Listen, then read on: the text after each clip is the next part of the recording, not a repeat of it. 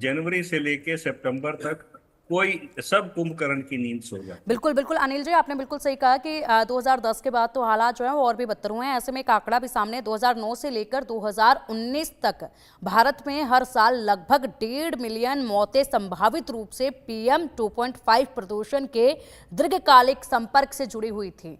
सोचिएगा जरा, उसी वक्त से कितनी गंभीर स्थिति जो है वो उत्पन्न होने लगी थी, लेकिन उसके बावजूद इसकी तरफ कोई कदम ऐसे ठोस नहीं उठाए गए हैं, क्योंकि लगातार हमने देखा है कि राजधानी दिल्ली की हवा सबसे ज्यादा जहरीली होती है, तो उस वक्त पर OD1 का फॉर्मूला अपनाया जाता है। लेकिन मुझे नहीं लगता कि ये 1 महीने का 25 दिन का जो OD1 का ट्रायल है, या फिर क्रैकर्स पर पाबंदी लगा देना, पराली पर पाबंदी लगा देने से ही आपका पोल्यूशन जो है वो खत्म हो जाएगा। ऐसे बहुत सारे कारण हैं जो कि हमें कंटिन्यूसली फॉलो करने होंगे। उनको खत्म करने के लिए रूल्स को, तब जाकर इस पर कहीं ना कहीं लगाम लगाई जा सकती है। कविता जी, क्या कहेंगे आप, जिस तरीके से ये जो हवा जिसमें हम सांस ले रहे हैं या कहीं सांस लेने पर मजबूर हैं, ये हवा इतनी जहरीली अब होती जा रही है कि यहाँ पर जो ये लिस्ट निकलकर सामने आई है वो खुद बयां कर रही है। देखिए, सबसे पहले तो मैं बहुत खुश हूँ कि आपने उस टाइम पे पोल्यूशन का मुद्दा उठाया जबकि अभी इतना इतना ज्यादा पोल्यूशन लेवल है नहीं, क्योंकि बाकी जो शोर शराबा होता है दिल्ली में, चाहे वो पॉलिटिक्स की फील्ड में हो चाहे वो मीडिया में हो, वो तभी होता है कि जब हमारा AQI इतना खराब हो जाता है, इतना बढ़ जाता है दिवाली के आसपास।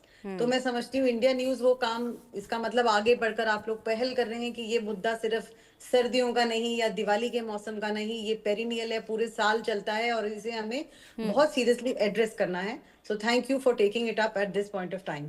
फिर मैं ये कहना चाहती हूँ कि देखिए, सिर्फ पराली नहीं है कारण, सिर्फ ट्रैफिक नहीं है कारण, पोल्यूशन जो है दिल्ली में पूरे साल रहता है। मगर जागृति तभी आती है जब हमें सांस लेने में ही हमारे घुटन हो रही, तो हम सोचते हैं अब पोल्यूशन बहुत हो गया। आप ये देखो कि हर तरफ कूड़ा जल रहा है, कोई मॉनिटरिंग नहीं है। कंस्ट्रक्शन होता है, कंस्ट्रक्शन में कोई मॉनिटरिंग नहीं, ना उसके कोई घंटे लिमिटेड हैं, ना उसमें कोई वो शीट लगती है। मतलब वो बेइंतहा कंस्ट्रक्शन दिल्ली में 24/7 चलता ही रहता है। तीसरी बात है इंडस्ट्रियल एमिशंस जो हैं, जो फैक्ट्रीज हैं दिल्ली के आसपास, उनके ऊपर भी हमें कंट्रोल रखना है। उस पे रूल्स, रेगुलेशंस, पेनल्टीज, मैं समझती हूँ कि फाइन इतने तगड़े लगाइए कि जो ओनर है फैक्ट्री का वो भी सोचे एक बार कि भाई इज इट वर्थ इट कि मैं ऐसे बे टाइम और इस तरह से बिल्कुल पोल्यूशन के रूल्स को तोड़ते हुए मैं अपना काम कर रहा हूँ या प्रोडक्ट बना रहा हूँ।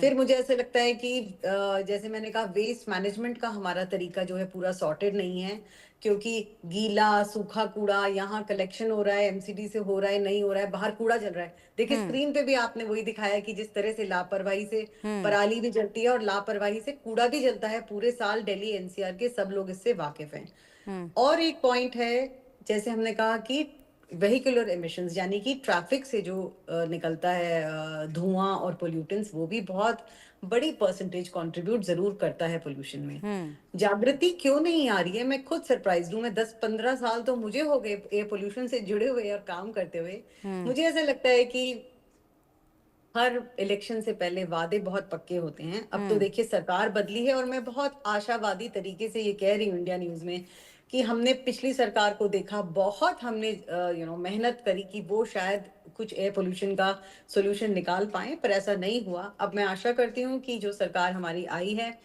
वो आसपास के राज्यों से मिलकर, क्योंकि देखो एयर पोल्यूशन का जो मुद्दा है दिल्ली में वो ज्योग्राफिकल रीजन से भी है। दिल्ली इज लाइक अ बोल, एक मैं ऐसे ही समझाना चाहती हूँ सिंपल लैंग्वेज में कि एक ऐसे कटोरे की तरह उसकी टोपोग्राफी है, जिससे कि अगर पोल्यूशन होता भी है और तो सर्दियों में वो ऐसे एक जमा सा हो जाता है, वो विंड्स के साथ नहीं भी उड़ता, बिल्कुल ब्लॉक हो जाता है बिकॉज ऑफ इट्स लोकेशन।